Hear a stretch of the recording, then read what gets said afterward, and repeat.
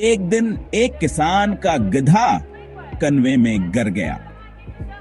किसान ने जब ये देखा तो बहुत परेशान हुआ, लेकिन काफी गौर और फिक्र के बाद उसने सोचा कि गिधा अब बूढ़ा हो चुका है और कनवा भी वैसे ही खुश्क पड़ा है, इसे बंद करना ही बेहतर होगा। किसान ने गांव वालों को बुलाया और सबने मिलकर कनवे में मिट्टी डालनी शुरू कर दी ताकि गिधा दब जाए।